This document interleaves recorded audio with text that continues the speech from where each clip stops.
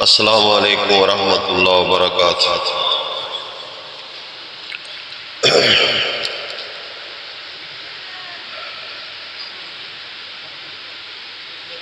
ان الحمد للہ وحدہ والصلاۃ والسلام علی من لا نبی بعدہ، اما بعد فاعوذ باللہ من الشیطان الرجیم، بسم اللہ الرحمن الرحیم۔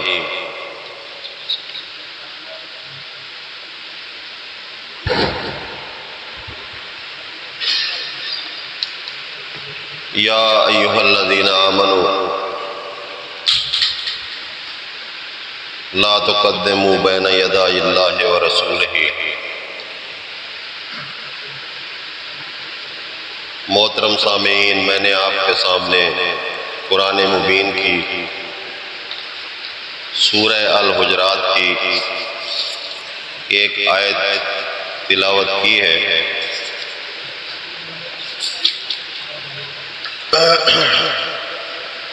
میرا یہ عنوان ہے جو سورہ الحجرات کے اندر اللہ پاک نے بیان فرمایا ہے۔ اللہ کے رسول صلی اللہ علیہ وسلم نے فرمایا کہ اگر تم مشرکین مکہ کے احوال کو دیکھو یا سنو تو سورہ بقرہ پڑھو، اگر بنی اسرائیل کے معاملات کو دیکھنا ہے تو آل عمران پڑھ لو، اگر اسلام کے اندر شجاعت اور کفر سے کٹ کر رہنے کو آپ نے ترجیح دینی ہے تو پھر آپ سورہ توبہ پڑھو۔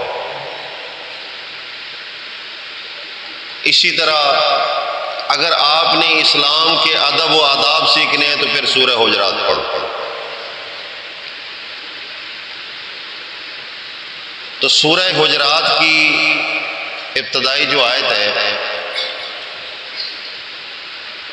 اس پہ ذرا غور کرنا ہے۔ یا ایھا الذین آمنوا،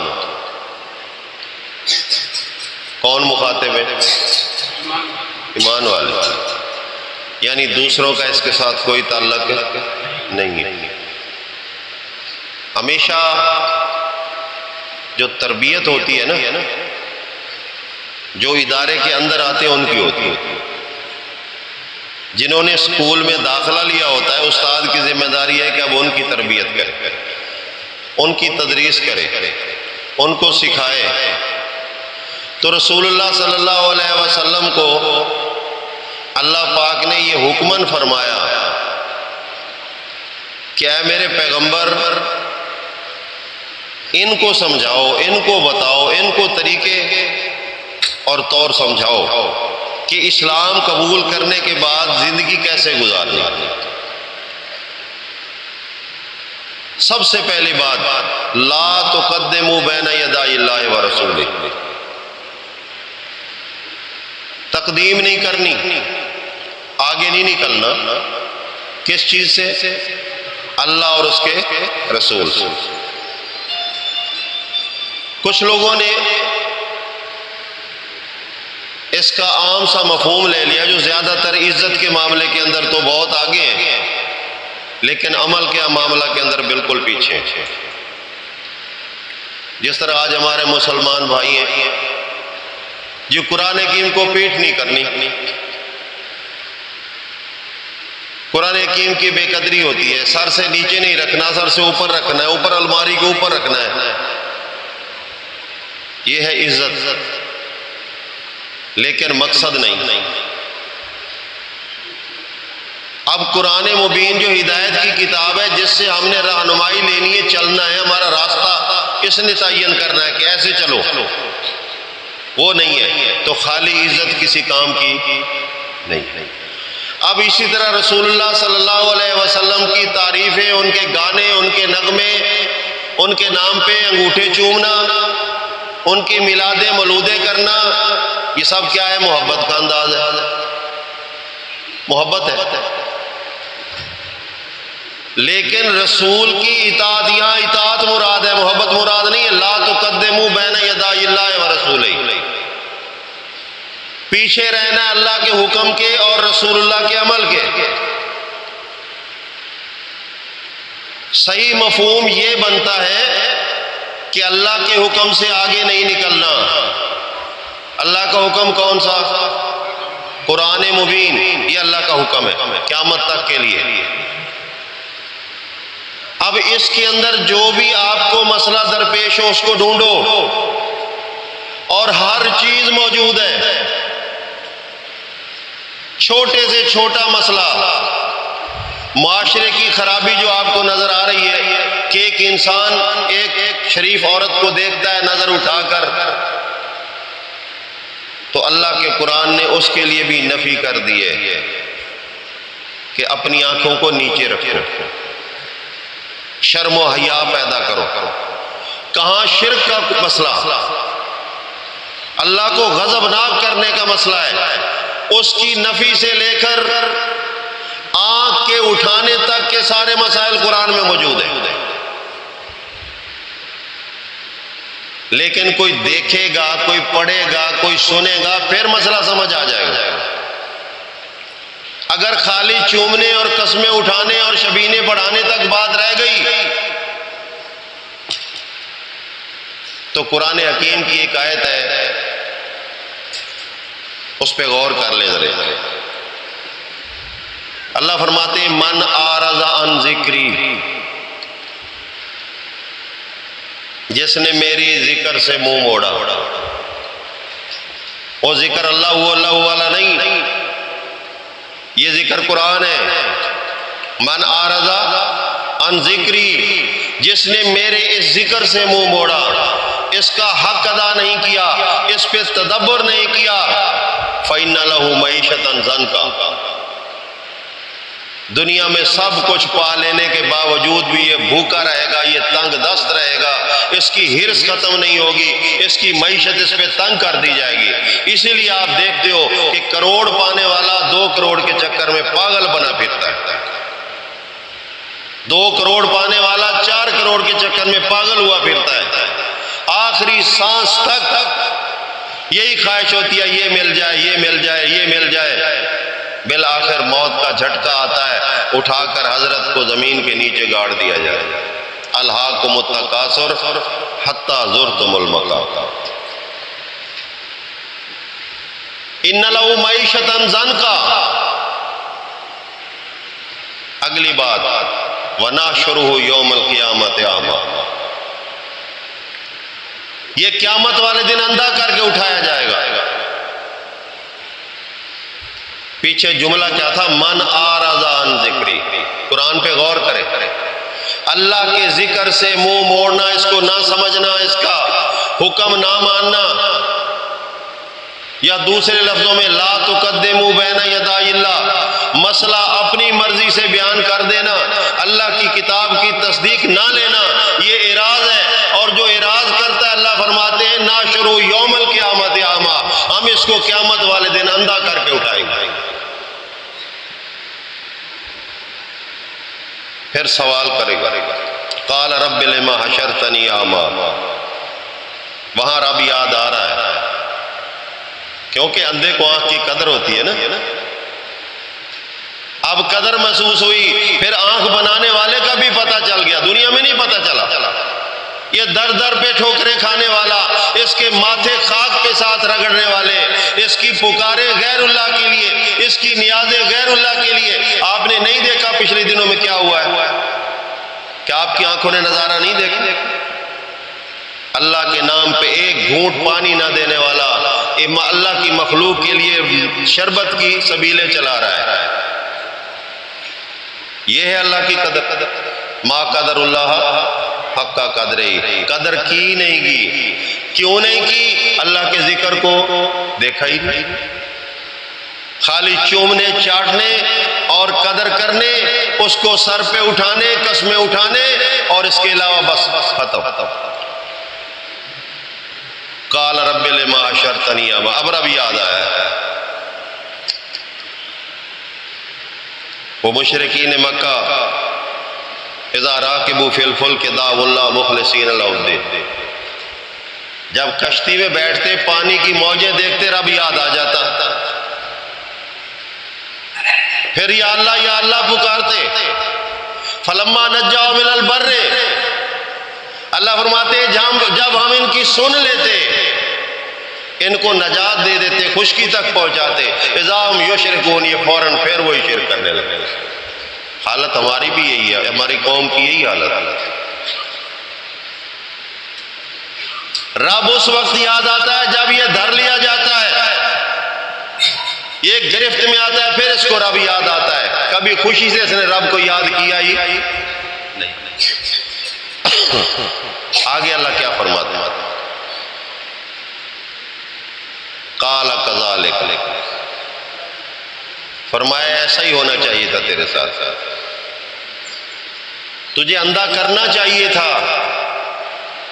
آتت کا آیاتنا فنسیتا، میری آیتیں تیرے پاس آئیں، تو نے ان کی کوئی اہمیت نہیں دی۔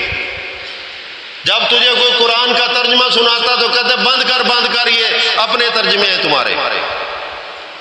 اگر کوئی شرک سے منع کرتا تو اس کے منہ پہ ہاتھ رکھ دیتا۔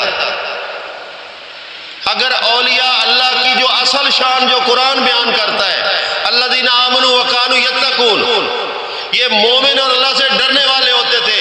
یہ اولیاء اللہ جو ہے کسی کی بگڑی نہیں بناتے تھے، یہ بچے نہیں دیتے تھے، یہ تو خود اللہ کے فقیر اور محتاج سے۔ یا ایھا الناس انتم الفقراء الی اللہ، اے سارے انسانوں تم سب اللہ کے فقیر ہو۔ تو اولیاء اللہ انسان ہوتے ہیں یا فرشتے ہوتے ہیں؟ نبی بھی انسان، ولی بھی انسان، فقیر کس کے؟ اللہ کے۔ اب تو کہتا ہے کہ میں تیرے در کی ملنگنی، میں تیرے در کی گدا، میں تیرے در کی فقیر۔ کمال ہے۔ سمجھا کیوں نہیں؟ اس لیے کہ ذکر کو پڑھا نہیں ہے۔ کذالک آتتک آیاتنا فنسیتھا، میری آیتیں آئیں تو نے بھلایا، بے قدر و قیمت کر دیا ان کو۔ وَكَذَلِكَ الْيَوْمَ تُنْسَىٰ، آج اسی طرح، اليوم یہ بھی یاد رکھیں، اليوم ہے، یومن نہیں ہے۔ یہ بات قیامت کی ہو رہی ہے، قیامت سے پہلے کی بات نہیں ہے۔ کذالک الیوم تنسا، آج تو بھی بھلا دیا گیا ہے، تیرا بھی کوئی پرسان حال نہیں ہے۔ قرآن کہتا ہے مشرک بھلا دیا جائے گا، قرآن سے دور رہنے والا بھلا دیا جائے گا۔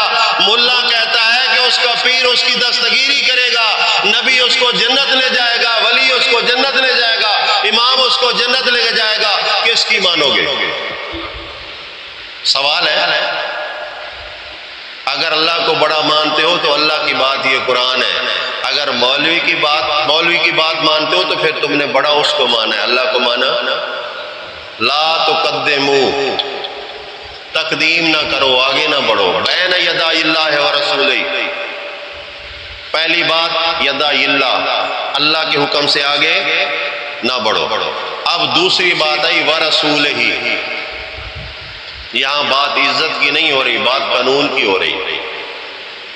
اگر میں سوال کر دوں، آج جو مسلمان امت کے اندر بدعات چل رہی ہیں، جتنی بھی مسلمان بدعات کر رہے ہیں، وہ شب برات کی شکل میں ہو، عاشورہ محرم کی شکل میں ہو، وہ میلاد کی شکل میں ہو، وہ قوالی کی شکل میں ہو، کلخانی کی شکل میں ہو، تیسرے چوتھے کی شکل کے اندر ہو، کوئی مختلف ذکر اذکار ہو، تو میں سوال کرتا ہوں کہ اگر تم محمد الرسول اللہ کو رسول اللہ مانتے ہو تو پھر اس کا طریقہ ثابت کر دو کہ کس کتاب کے اندر یہ ساری چیزیں اللہ کے رسول صلی اللہ علیہ وسلم کے طریقے سے ملتی ہیں۔ اگر کر جاؤ تو پھر تم رسول کی اطاعت کر رہے ہو، اگر نہ کرو تو پھر تم رسول سے آگے نکل رہے ہو، لہذا تمہارا خود دعویٰ رسالت کا ہے، تم رسول کی اطاعت نہیں کر رہے۔ لا تقدموا بین یدی اللہ ورسولہ، آپ کو کھلے لفظوں میں بتانا چاہتا ہوں، ان دو لفظوں میں پورا دین ہے، قرآن بھی ہے اور قرآن صاحب قرآن کی سنت بھی دو لفظوں میں موجود ہے۔ بات سمجھنے والے کے لیے ایک مثال ہے نا، گھوڑے کو زندگی میں ایک بار آپ چھانٹا مار دیں، ساری زندگی اس کو بھولتا نہیں، اس کو پتا ہوتا ہے کہ مجھے لگا ہوا ہے، وہ چابک سا ہوتا ہے، وہ بھولتا نہیں ہے. اب خالی اٹھائیں گے وہ دوڑ پڑے گا کہ پڑے گا، ابھی اگر نہیں دوڑا تو یہ پڑے گا. لیکن گدھے کو آپ جتنے مرضی مار لیں، اپنی بات نہیں کروں گا، قرآن سے دلیل دوں گا. گدھے کو آپ جتنے مرضی مار لیں، آپ ایک ماریں گے، دوسرا مارنے کے لیے اٹھائیں گے، پہلے والا وہ بھول چکا ہوگا. جب دوسرا پڑے گا وہ یاد رہے گا، اب تیسرے مارنے کے لیے آپ اٹھائیں گے، دوسرا بھول چکا ہوگا، کیونکہ اس کی نیچر میں یہی ہے. اللہ فرماتے ہیں کل حمار. غیر مومن کون ہے؟ کل حمار. کہہ دو نا، قرآن کی بات ہے، یہ گدھا ہے، گدھے کی طرح ہے، گدھے کی طرح. کتنی چوٹیں لگتی انسان کو زندگی کے اندر. عقل مند چوٹ لگتے ہی سمجھ جاتا ہے یا اللہ مجھ سے غلطی ہوئی ہے، میں توبہ کرتا ہوں. لیکن جاہل گدھا جو ہے، اس کو ہزاریں چوٹیں لگ جائیں، یہ پھر بھی نہیں سمجھتا، پھر بھی اللہ کی بے قدری اور نافرمانی پہ لگا رہتا ہے. تو دین سارا ان دو لفظوں میں، لا تقدموا بین یدی اللہ ورسولہ. اسی کو سامنے رکھ کر قرآن کی سٹڈی شروع کر دو، آپ کو اللہ کا حکم بھی نظر آ جائے گا، رسول اللہ کی سنت بھی نظر آ جائے گی. اللہ کے رسول صلی اللہ علیہ وسلم کو جو حکم دیا گیا، جو اللہ کے رسول نے عمل کیا، وہی سنت رسول ہے. اس کے علاوہ اور کوئی سنت باہر سے نہیں ہے. اگر کوئی معاملہ ہے تو وہ رسول اللہ کی ذات تک ہے، امت کے لیے لازم نہیں ہے. رسول اللہ پگڑی کیسی باندھتے تھے ان کا مسئلہ ہے، تہمت کیسا باندھتے تھے ان کا مسئلہ ہے، مسواک کتنی بڑی کرتے تھے ان کا مسئلہ ہے، ان کا بہنا کھانا پینا کیا تھا یہ ان کا مسئلہ، علاقے کا مسئلہ ہے. وہ شہد پیتے تھے، آپ پی کے دکھاؤ اس گرمی کے اندر، طبیعت بحال ہو جائے گی. کھجور کھاتے تھے آپ، مسلسل کھجور کھا کے دکھاؤ، نہیں ہو سکتا نا. تو یہ سنت رسول نہیں ہے، یہ ذات ہے ان کی. ذات کو دین بنانے والوں، اللہ کا خوف کرو. دین قرآن کے اندر موجود ہے، امر رسول اللہ صلی اللہ علیہ وسلم کی سیرت کے اندر موجود ہے. یہی ہے قرآن اور سنت. اسی کو کہا گیا لا تقدموا بین یدی اللہ ورسولہ. قرآن سے آگے نہ نکلو کیونکہ وہ بے دینی ہو جائے گی. نبی سے آگے نہ نکلو، تمہاری عملی زندگی سنت کے مطابق ہو، کہیں بدعت کے اندر شامل نہ ہو جائے. آگے فرمایا واتقوا اللہ. اب زجر ہے، یہ ڈانٹ ہے. ہمارا ایک دوست ہے، موجود نہیں ہے، نام نہیں لیتا ہوں، اس کے بیان کے اندر اکثر یہ ہوتا ہے اللہ سے نہ ڈرو، اللہ سے نہ ڈرو. آگے وہ کہتا ہے اللہ کی نافرمانی سے ڈرو. اب سوال پیدا ہوتا ہے، اللہ اس کو سمجھ دے، آپ کو بھی سمجھا دیتا ہوں. اب نافرمانی ایک فعل ہے، زیادہ سے زیادہ مخلوق ہوگی. اللہ کون ہے؟ خالق ہے. اب خالق سے نہ ڈرو، مخلوق سے ڈرو، یہ کیا بنے گا؟ شرک بنے گا نا. قرآن نے کم از کم 350 بار کہا ہے واتقوا اللہ، 365 بار یا 66 بار ہے. واتقوا اللہ، اللہ سے ڈرو، اللہ سے ڈرو. کوئی معنی کہ بھائی کا لال یہ نہیں کر سکتا کہ اللہ سے نہ ڈرو. اللہ سے ڈرو. تو اللہ سے ڈرنا چاہیے یا نہیں؟ ڈرنا چاہیے. اگلی بات نہیں، اس کے کرنے کی ضرورت ہی نہیں ہے کہ اللہ کی نافرمانی سے ڈرو. جب تم اللہ سے نہیں ڈرتے ہو تو نافرمانی سے کیا ڈرو؟ یہ بات سمجھنے کی ہے. اور ان دوستوں کے لیے جو سٹیج کے لوگ ہیں، واتقوا اللہ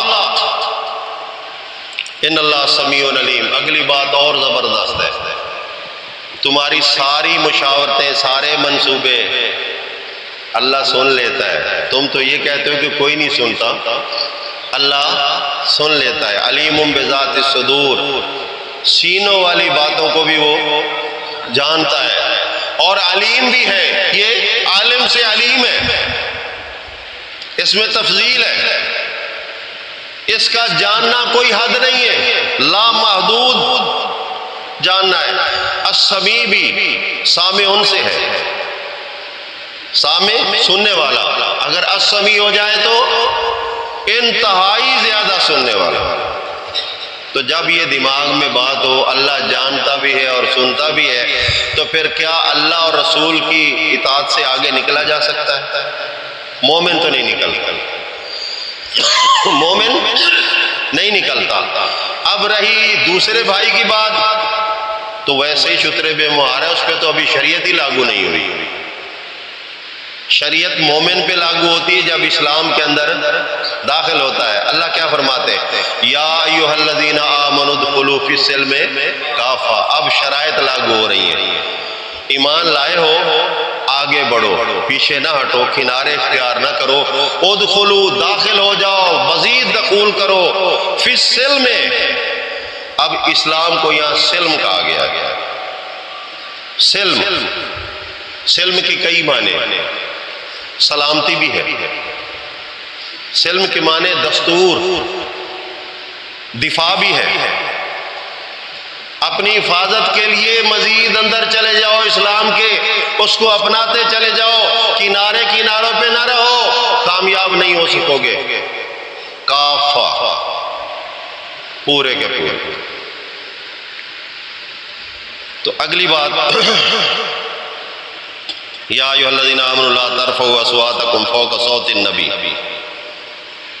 یہاں ایک خاص واقعہ تھا، رسول اللہ صلی اللہ علیہ وسلم کو جب صحابہ آواز دیتے گھر سے باہر، تو جس طرح عمومی طور پہ عام لوگوں کو آواز دیتے ان کو بھی اسی طرح دیتے۔ تو اللہ پاک نے آداب سکھایا کہ اللہ کے رسول صلی اللہ علیہ وسلم کے پاس ہی بیٹھو تو پھر تو آواز کو بلند نہ کرو، یعنی بات ان کی سننی ہے، اپنی بات حاوی نہیں کرنی۔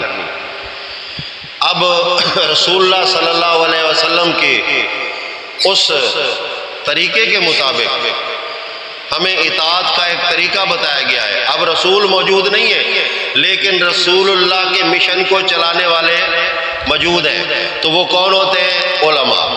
اکثر لوگوں کی عادت ہوتی ہے کہ علم ہوتا نہیں ہے، جہالت زیادہ اور زیادہ ہوتی ہے، شور کرنے لگتے ہیں، بات سننے کی بجائے اپنی منوانا چاہتے ہیں۔ تو اسلام جہاں دین ہے وہاں اخلاقیات کا درس بھی دیتا ہے۔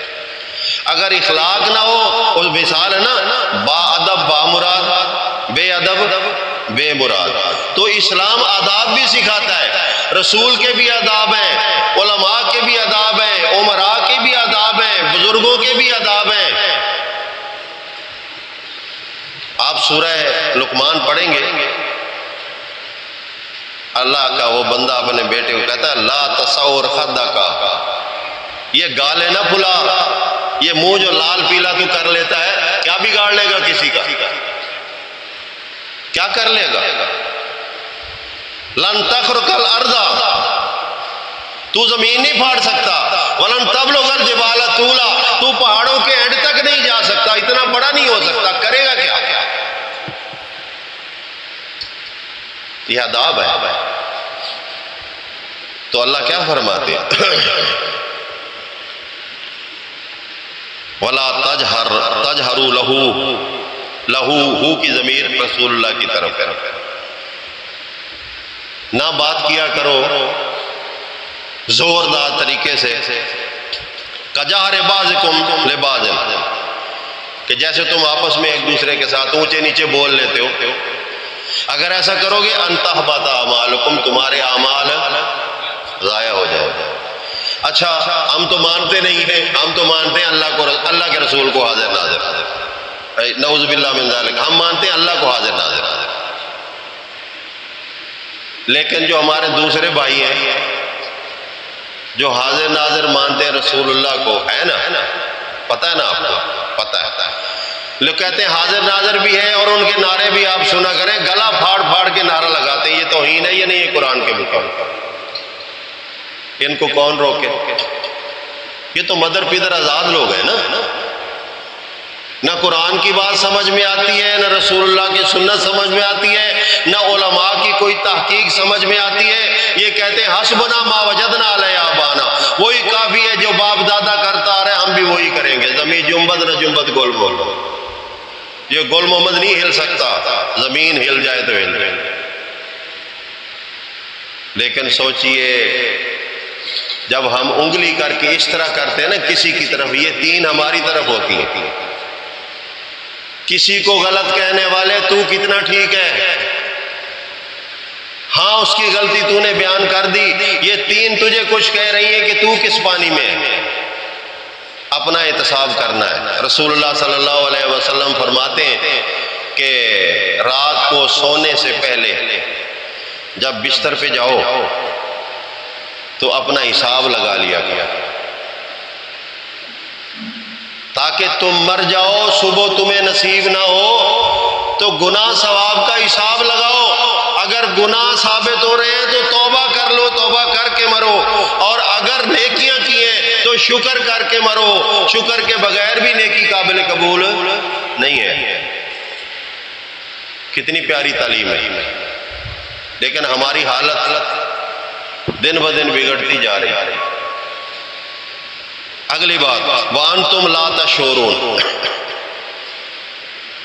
تم یہ سمجھ رہے ہو کہ ہم بلے بلے، ہم بہت ٹھیک ہیں، بہت بات صحیح چل رہی ہے، گاڑی درست چل رہی ہے، لیکن ادھر دیمک کھا رہی ہے، دیمک کھا رہی ہے اپنے آپ کے اعمال کو۔ ان الذین یغضون اصواتهم عند رسول اللہ، جو لوگ اللہ کے رسول کے نزدیک اپنی باتوں کو پست رکھتے ہیں۔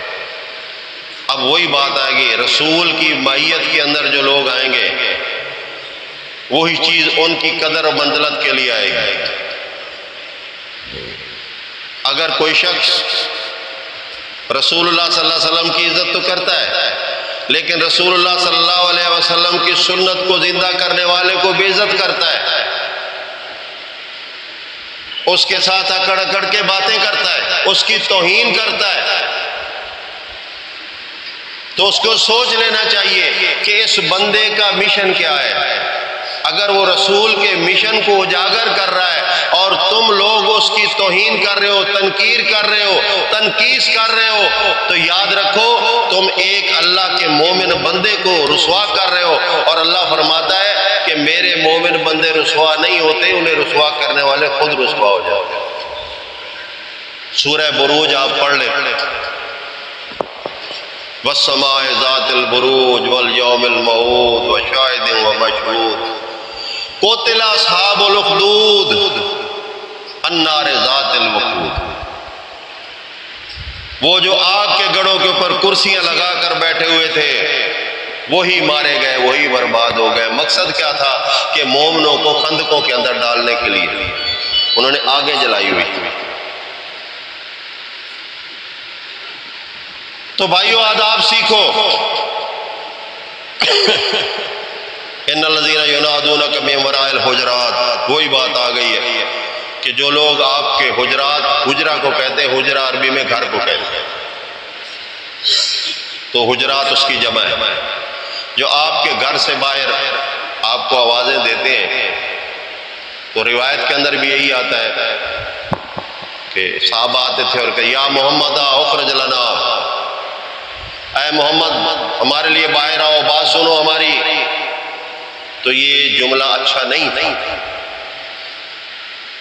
اس لیے تعلیم دی گئی۔ پہلی بات تو یہ ہے کہ اب تم محمد کو نہیں بلکہ محمد الرسول اللہ کو پکار رہے ہو، یہ رسالت سے پہلے کی بات ہے۔ اب رسالت کی بات ہے، اب صرف محمد نہ کہو بلکہ محمد رسول اللہ کہو۔ اور پھر ادب کے تقاضے یہ ہے کہ ادب کی آواز ہو، جاہلانہ آواز نہ ہو۔ تو اس پہ بھی ہم کتنی اپنی عملی شکل کر رہے ہیں، اور کیا ہمارے معاملات ہیں کہ ایک مومن مسلم کے لیے، ایک عالم دین کے لیے جو پیغمبر کے مشن کو چلا رہا ہے، ہمارا انداز کیسا ہوتا ہے، یہ بھی سوچنا ہے۔ اگلی بات بڑی اہم بات ہے، یا ایھا الذین آمنوا، پھر کس کو خطاب ہوا؟ ایمان والوں۔ ان جاءکم فاسق بنبأ، اب خبر کے ساتھ جو آیا ہے اللہ پاک خود فرما رہے یہ فاسق ہے۔ اس وقت تک فاسق ہے جب تک خبر کا تبین نہ ہو جائے، خبر سچی نہ ثابت ہو جائے تو یہ فاسق ہے۔ ان جاءکم فاسق بنبأ، فاسق کس کو کہتے ہیں؟ گناہگار کو، مجرم کو۔ فتبینوا، خبر کے پیچھے مت چلو، فاسق کے پیچھے مت چلو، تحقیق کرو۔ تبینوا، تبین کا معنی ہوتا ہے اوپن، واضح، دودھ کا دودھ، پانی کا پانی۔ بات کی تحقیق کرو، یہ بشری تقاضا ہے۔ ہو سکتا ہے تمہارے سننے میں غلطی ہو رہی ہو، دیکھنے میں غلطی ہو رہی ہو، بات کچھ اور ہو، کیونکہ اگلی بات کیا فرمائی؟ ان تصیبوا قوما بجہالۃ فتصبحوا علی ما فعلتم نادمین۔ کل جو شرمندہ ہونا ہے دلیل نہ دے کر، جب دلیل مانگی جائے آپ سے اور آپ دلیل نہ دے سکیں تو پھر کیا ہوگا؟ شرمندگی ہوگی، ندامت ہوگی۔ تو ہماری یہ عادت بن چکی ہے، منہ کا چسکا لگانے کے لیے ہم ایسے باتیں چھوڑ دیتے ہیں، تھوڑی سی بات سنی اس کے ساتھ اور لگا دی، اور لگا دی، اور لگا دی۔ جو کچھ آپ بیان کر رہے ہو یہ فرشتے لکھ رہے ہیں بھائی۔ یفعلون ما یؤمرون، جو اللہ حکم ان کو دیتا ہے یہ کر رہے ہیں۔ لا یعصون اللہ ما امرہم، یہ اللہ کے حکم میں نافرمانی نہیں کرتے۔ اب ان کی ڈیوٹی ہے کہ یہ جو کریں لکھ لو، جو یہ بولیں لکھ لو۔ تو ہم جب جھوٹی خبر پھیلاتے ہیں، جب ہم اپنے دماغ میں تو فیصلہ کرتے ہیں بات ٹھیک ہے، لیکن بات جب وہ غلط ثابت ہو جائے تو ندامت ہوتی ہے نہیں۔ فاصبحوا نادمین، تو نادم ہونے سے پہلے سوچ لیا جائے تو زیادہ اچھا نہیں؟ اس منہ کے چسکے کوئی روک لیا جائے۔ تنظیمیں برباد یہیں سے ہوتی ہیں، یاد رکھیں۔ جب دینی تنظیمیں تباہی کے دہانے پر پہنچتی ہیں تو ان کے اندر جو کچھ کیا جاتا ہے وہ ان کے اپنوں نے کیا ہوتا ہے، باہر سے نہیں ہوتا۔ پروپوگنڈا کرنا، مخالفت پیدا کرنا، ذہنوں کو بگاڑنا، پارٹی بازی بن جانا، لابیاں بننا، پھر آگے بڑھ کر اپنی ذات بات کو منوانے کے لیے اختلاف کر دینا۔ مجھے اور آپ کو حکم یہ ہے کہ آپ قرآن و سنت کی اتباع کرتے ہوئے تبین کرو، لابی تک پہنچنے نہ دو، بات کو ختم کر دو یہیں پہ۔ لیکن یہاں ہر ایرے گیرے کی خبر،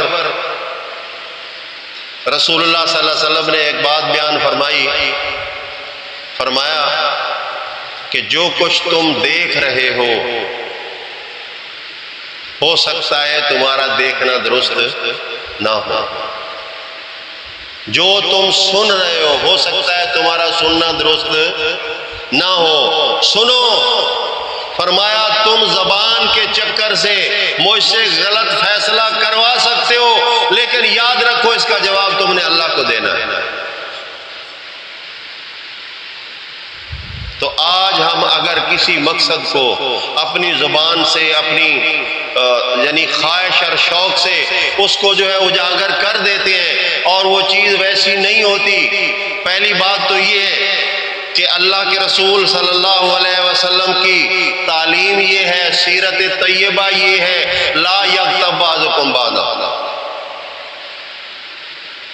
ایک دوسرے کی غیبت یہ لائے نفی ہے، یہ وہی لا ہے جو لا الہ الا اللہ، اس اللہ نے اس نفی کو توڑنا ہے۔ اگر اللہ نہ آئے تو یہ نفی ٹوٹ، علماء اس کو کہتے ہیں لائے تلوار، لائے کاتے۔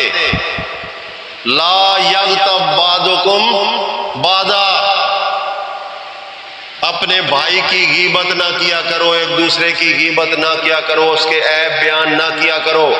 ایحب احدکم، یہ سورہ حجرات کی آیت ہے، ایحب احدکم، کیا تم میں سے کوئی یہ پسند کرے گا ان یاکل لحم اخیہ میتا، کہ بھائی مر جائے سکا بھائی، اس کی لاش کو اپنے دانتوں سے گوشت کاٹ کاٹ کے کھاؤ اس کا، کیا بھائی کی لاش کو کھانا پسند کرو گے؟ فکرے تم، وہ قرآن خود جواب دیتا ہے، اس سے تو تم کراہت محسوس کرو گے، ایسا کام نہیں کر سکتے۔ تو پھر لا یغتب، غیبت نہ کرو۔ صحابہ بڑے چونک ہیں۔ رسول اللہ صلی اللہ علیہ وسلم سے سوال کیا، اللہ کے رسول صلی اللہ علیہ وسلم، اگر ہمارے کسی بھائی میں غلطی ہو اس کو بھی بیان نہ کرے؟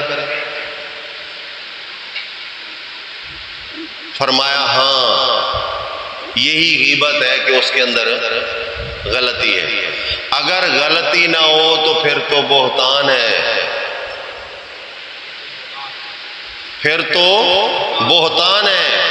اب صحابہ مزید پریشان ہوئے، مزید پریشان ہوئے، تو اللہ پاک نے وحی اتاری۔ 6واں پارہ ہے قرآن حکیم کا، پہلی آیت ہے، لا یحب اللہ الجہر بالسوء من القول الا من ظلم۔ اللہ پسند نہیں کرتا کسی کے بارے میں کہ تم بری باتیں اس کے بارے میں بیان کرو، مگر ظالم کے لیے مظلوم بیان کر سکتا ہے، کیونکہ اس نے مدعا پیش کرنا ہے اپنا، وہ مدعی ہے، مدعی کے علاوہ اور کوئی بیان نہیں کر سکتا۔ اب مدعی خاموش بیٹھا ہوتا ہے، ہمیں آگ لگی ہوتی ہے، لازماً اس کے موقف کو بیان کرنا ہے، اس کو یہ ہو گیا، اس کو وہ ہو گیا، اس کو فلاں ہو گیا، ادھر سے کڑیاں ملاؤ، ادھر سے کڑیاں ملاؤ۔ مقصد کیا ہے؟ ارے تجھے کیا ملے گا؟ اللہ کی نافرمانی کر رہا ہے تو سزا ملے گی یا نہیں؟ یہ تو گیا بھول۔ اب جس کے لیے کر رہا ہے، شیطان کیا دے گا تجھے؟ تیرا نفس کیا دے گا تجھے؟ اگر تو کسی کی خوشامد کر رہا ہے تو کیا تیری زندگی بڑھا سکتا ہے؟ تیرا رزق بڑھا سکتا ہے؟ تیری موت کو روک سکتا ہے؟ تیری عزت ذلت کا اختیار رکھتا ہے؟ نہیں رکھتا۔ پھر کیوں شرم نہیں کرتا تو اس بات کی کہ اللہ پاک تجھے منع فرما رہے ہیں، لا یغتب بعضکم بعضا، تم غیبت چھوڑ دو آپس میں ایک دوسرے کی۔ عورتیں عورتوں کی غیبتیں کرتی رہتی ہیں۔ پہلے مشہور تھا، عورتیں جو ہے نا جب بیٹھتی ہیں تو بڑی بڑی کہانیاں، وہ اس کو برا کہتی ہے، اس کو برا کہتی ہے۔ آج تو مردوں نے بھی ماشاءاللہ مقابلہ کیا ہوا ہے، مجلسیں سجی ہوئی ہوتی ہیں اور کوئی مضمون ہی نہیں ہوتا۔ فلانے کی بیٹا خراب ہے، فلانے کی بیٹی خراب ہے، فلانے کی بیوی خراب ہے، فلانے کا روزگار ایسا ہے، فلانے کا یہ ہے، فلانا بدمعاش ہے، فلانا شرابی ہے، فلانا زانی۔ بس اس میں پوری دہاڑی گزر جاتی ہے۔ تجھے کیا ملا بتا ذرا؟ اگر تو ذکر کر لیتا اللہ کا، قرآن کی کوئی آیت پڑھ لیتا، یہ فرشتے لکھتے، دعوت و تبلیغ کر لیتا، اس وقت کے اندر یہ فرشتے لکھ دیتے، جس نے کیا وہ سزا بھگتے گا، تجھے کیا تکلیف تھی بیان کرنے کی؟ معاملہ اس کا تھا اور اللہ کا تھا۔ جب ایسے اصلاح نہیں ہوگی تو پھر اسلامی معاشرہ بھی نہیں بنے گا۔ جب معاشرہ نہیں بنے گا تو ہم ذلیل و رسوا ہوتے رہیں گے۔ ہمیں معاشرہ بنانا چاہیے، سب سے پہلے گھر میں معاشرہ بنائیں، اپنے گھروں کے اندر گندی زبان استعمال نہ کریں۔ آپ کو دیکھ کر آپ کے بچے گندی زبان استعمال کریں گے۔ بیٹی جب آپ کی گندی زبان سنے گی، اس کی شرم و حیا ختم ہو جائے گی، آپ کی جو قدر ہے اس کے دل میں وہ ختم ہو جائے گی۔ بیوی کا جو آپ کا خوف ہے بیوی کے اندر وہ ختم ہو جائے گا۔ یہ گھر سے ہی بربادی شروع ہو جاتی ہے۔ آپ گھر کے اندر اچھے بنے، جب آپ گھر کے اندر اچھے بنیں گے انشاءاللہ آپ باہر بھی اچھے بنیں گے۔ اسلام تربیت کرتا ہے، اسلام کمال تک پہنچاتا ہے، لیکن شرط یہ ہے کہ ہم اس منزل کو پانا چاہیں۔ اگر نہ پانا چاہیں تو پھر ہماری اپنی بات۔ آگے فرمایا ان طائفتان من المؤمنین اقتتلوا فاصلحوا بینہما، دو مسلمان بھائی لڑ پڑے، دو گروہ لڑ پڑے، طائفتان، طائفہ چھوٹی جماعت کو کہتے ہیں، دو تین چار آدمی اختلاف ہو گیا، ناراض ہو گئے، رس کے بیٹھ گئے، جس طرح کا ہمارا کلچر ہے۔ تو اب اللہ کیا فرماتے ہیں؟ فاصلح بینہم، صلح کرواؤ، شیطانوں والا کردار ادا نہ کرو، لگائی بجائی نہ کرو۔ اچھے لوگ جو ہوتے ہیں نا، جب دو بندوں کی بات سنتے ہیں، مثال کے طور پہ میرے پاس کوئی آیا، میں نے اپنے اس دشمن کے لیے گالی بکی ہے، تو جب آپ کے پاس جائے گا وہ یہ نہیں کہے گا کہ یار اس نے گالیاں دی ہیں، وہ کہے گا یار وہ تو آپ کے لیے بڑی دعائیں کر رہا تھا، وہ کہہ رہا تھا میرا بھائی ہے، بڑا پیارا ہے۔ وہ آگے سے گالیاں دے گا تو پھر اس کے پاس دو سے پہلے کے پاس آئے گا، یار وہ تو بہت اچھا آدمی ہے، تو ویسے گندا گمان کرتا ہے۔ تو جب یہ بات دماغ میں بیٹھتی ہے، ایسا ایسا وہ آگ شیطانی بجھنی شروع ہو جاتی ہے۔ ایک وقت ایسا آتا ہے کہ وہ دونوں مانتے ہاں یار وہ بھی میرا بھائی ہے، میں بھی اس کا، لڑائی ختم ہوتی ہے نہیں۔ وہ دوسرے بتی والا پروگرام جو لے کر چلتے ہیں، جہاں نہ ہونی ہو وہاں بھی لگا دیتے ہیں۔ وہ ایک بزرگ تھے، ان کے پاس مرید آیا ان کا، وہ کہنے لگا بابا جی فلاں بدماش نے آپ کو گالی دی، ماں بہن کی گالی دی، میں نے پھر اس کا وہ اشر کیا جو یاد کرے گا۔ اس نے کہا بیٹا بس کر، اپنی زبان بند کر۔ میں نے کہا بابا جی یہ کیسے؟ اس نے کہا بیٹا جس نے گالی دی تھی اس کی میں نے گالی نہیں سنی، اب تو نے مجھے سنائی ہے گالی، میں تو یہ سمجھتا ہوں کہ تو نے گالی دی ہے۔ اگر تو نہ بتاتا تو میں پریشان نہ ہوتا، میری پریشانی کا سبب تو بنا ہے، وہ نہیں بنا۔ تو یہ ایسے جو نمائندے ہوتے ہیں نا، ہمیں چاہیے کہ اپنے سکون کے لیے ان کہیں بس بھائی بس زبان بند کر، جب وہ میرے سامنے آئے گا میں دیکھ لوں، تجھے ضرورت نہیں ہے تو خواہ مخواہ نہ خون میں گرمی آتی ہے، نہ جوش آتا ہے، نہ کوئی بات ہوتی ہے، بندہ اپنا سکون برباد نہیں کرتا۔ اور جو بھاگے پھرتے ہوتے ہیں خبریں لے کر، جب کوئی سنے گا نہیں بالآخر تھک کے بیٹھ جائیں گے۔ یہ ہوتے سارے چائے والے پروگرام کے ہیں نا، چائے کا کپ مل گیا، سٹوری شروع کر دی، گھنٹہ آدھا گھنٹہ لگا لیا، پھر آگے چل پڑے، ادھر تو پی لی، اب دوسرے کے پاس جانا ہے، چائے کی طلب ہوئی، وہاں جا کر پیالی مل گئی، گھنٹہ آدھا وہاں لگا لیا۔ ان کا پورا نظریہ جو ہوتا ہے وہ یہی ہوتا ہے کہ زبان چلاتے رہو، چائے پیتے رہو، بس اور کچھ بھی نہیں ہے۔ لیکن مومن ایسا نہیں ہوتا۔ تو ہاں فَإِن بَغَتْ إِحْدَاهُمَا عَلَى الْأُخْرَى، ٹائم ہو چلیں آخری آیت پیش انشاءاللہ پھر سے۔ فَإِن بَغَتْ إِحْدَاهُمَا عَلَى الْأُخْرَى، اگر ان دونوں میں سے کوئی زیادتی کر رہا ہو، تو یہاں قرابت کا خیال نہیں رکھنا، رشتہ داری کا خیال نہیں رکھنا۔ بغت احداہما،